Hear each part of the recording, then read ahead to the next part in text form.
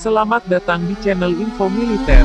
Mohon bantu like, komen, subscribe, dan share jika menurut teman-teman video ini bermanfaat. Sebagian dari puing KRI Nanggala yang berada di dasar laut perairan Bali Utara sudah bisa diangkat. Sejumlah fakta disampaikan pada konferensi per TNI AL. Proses pencarian KRI Nanggala tidak terlepas dari peran kapal Cina yang ikut serta dalam tugas Search and Rescue ini terdiri atas Tuk NANTUO 195 dan Qingdao 863. Kedua kapal ini milik Angkatan Laut Cina. Saat ini tugas kapal Tiongkok sudah beralih dari tahap observasi ke tahap pengangkatan.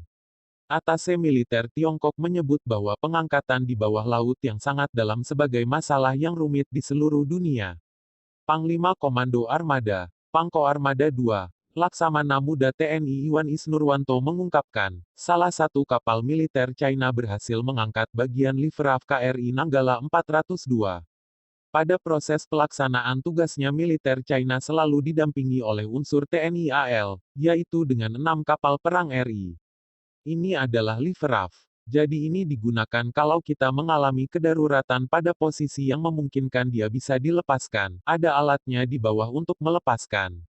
Nah ini sudah diambil, ini tertimbun oleh lumpur. Samatan Suerhao sudah ditali sudah dinaikkan. Maaf tidak saya bawa ke sini karena beratnya kurang lebih 700 kg. Satu buah ada di sini.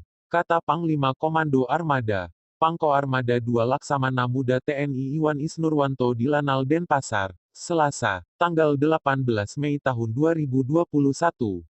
Berikut ini fakta-fakta terkini KRI Nanggala setelah sebagiannya berhasil diangkat. 1. Bodi terpisah hingga 47 meter di dasar laut.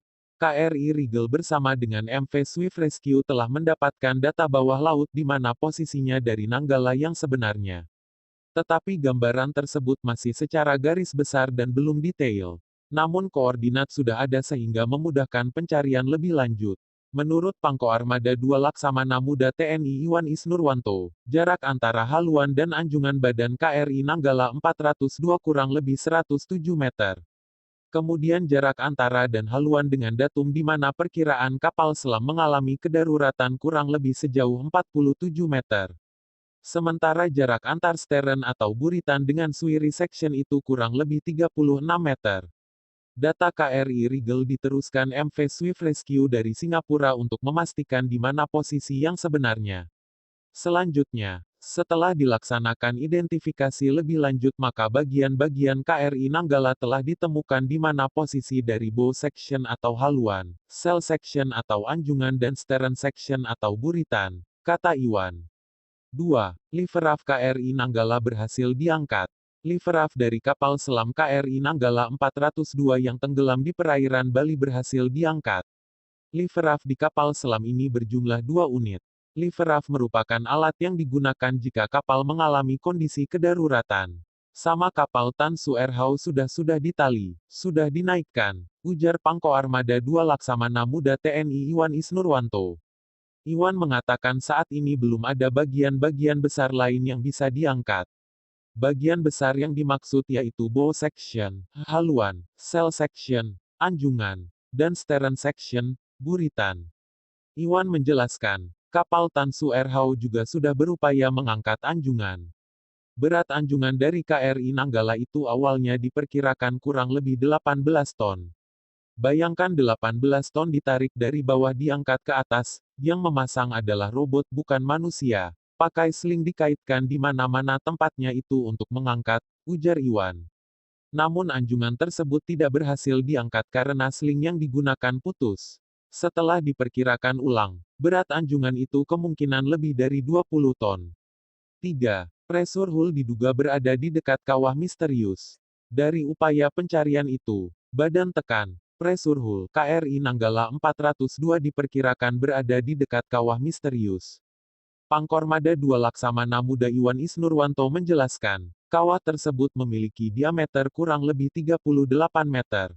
Namun belum diketahui pasti apa sebenarnya kawah tersebut. Lokasi badan tekan pressure hull secara pasti belum dapat digambarkan. Kami hanya memperkirakan saat ini. Mungkin posisinya sekali lagi mungkin posisinya di kawah tersebut, di crater yang berdiameter 38 meter. Dengan kedalaman lebih kurang 10-15 meter, itu pun kedalamannya masih belum bisa masuk ke dalamnya, kata Iwan. Ada satu hal di sana tempat Carter atau kawah yang lebarnya kurang lebih diameter 38 meter dengan kedalaman kurang lebih 10-15 meter. Ini yang sampai saat ini kita belum mengetahui apa sebenarnya kawah tersebut, sambung dia. Dari hasil survei bawah laut itu, kapal Tansu Erhao melaksanakan dive operations. Salah satunya operasi difokuskan pada kawah di dekat bagian KRI Nanggala 402. Iwan menjelaskan area pencarian pun diperluas. Saat ini, kata Iwan, masih ada bagian kapal yang belum ditemukan, yaitu pressure hull. 4. Kemungkinan jasad kru KRI Nanggala 402 ada di badan tekan atau pressure hull. Pangkormada 2 Laksamana Muda Iwan Isnurwanto mengatakan pihaknya telah melapor kepada pimpinan TNI AL terkait proses evakuasi KRI Nanggala. Dia mengatakan, pada akhir Mei, tindak lanjut proses evakuasi KRI Nanggala 402 akan dibahas kembali. Iwan juga bicara soal kemungkinan posisi jasad 53 kru KRI Nanggala 402 berada di bagian badan tekan, pressure hull, kapal selam. Namun belum diketahui posisi keberadaan badan tekan tersebut. Lalu tadi disampaikan, apakah personelnya di sana? Dengan tak ditemukannya personel pengawak, maka mungkin akan ada di sana. Di mana? Mungkin di badan tekan. Tapi kami belum tahu sampai di mana posisinya, katanya. Sempat ada dugaan badan tekan KRI Nanggala 402 masuk ke kawah yang ada di dasar laut. Kawah tersebut lokasinya berada tak jauh dari lokasi ditemukannya anjungan dan buritan KRI Nanggala 402. Laksda Iwan mengatakan kapal China sempat mengecek kawah tersebut. Namun belum ada tanda-tanda badan tekan KRI Nanggala 402 ada di dalam kawah tersebut. 5. KRI Nanggala 402 deformasi hingga pecah. TNI memastikan badan kapal selam KRI Nanggala 402 pecah bukan karena ledakan. Pangkoarmada 2 Laksda TNI Iwan Isnurwanto mengatakan diduga kuat KRI Nanggala 402 mengalami kecelakaan. Menurutnya, jika KRI Nanggala 402 meledak sebelum menyentuh dasar laut, kapal TNI AL lain akan mendeteksinya. Kalau kapal ini meledak pada saat itu juga pasti berhamburan dan muncul ke permukaan. Tapi sampai saat ini tak ada pecahan yang muncul di permukaan. Kalau meledak, kapal kami yang mempunyai kemampuan sonar, mendengar suara di dalam air. Pasti mendengar, jelas Iwan.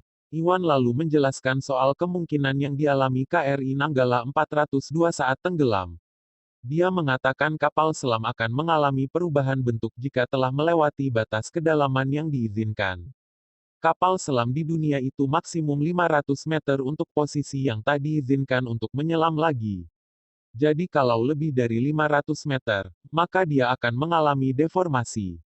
Kalau botol minuman kemasan mengalami deformasi dia langsung seperti kerupuk, crash, katanya. Dia mengatakan, dalam kondisi tersebut, kapal selam akan terus tenggelam dengan kecepatan cukup tinggi. Terlebih sebuah kapal selam memiliki bobot lebih dari 1.300 ton. Kenapa terjadi pecahan seperti ini? Ingat beratnya 1.300 ton. Kalau diisi penuh dengan air dan lain-lain, katakan sudah menyelam itu kurang lebih 1.450 ton. Dengan kecepatan yang ada yang bisa 10 meter per detik kecepatannya. Setelah 300 sampai 400 meter, dia akan mengalami deformasi bentuk tuturnya. Sudah kecepatan tinggi, deformasi, kena dasar laut, maka akan terjadi pecah. Akan seperti itu, imbuh dia.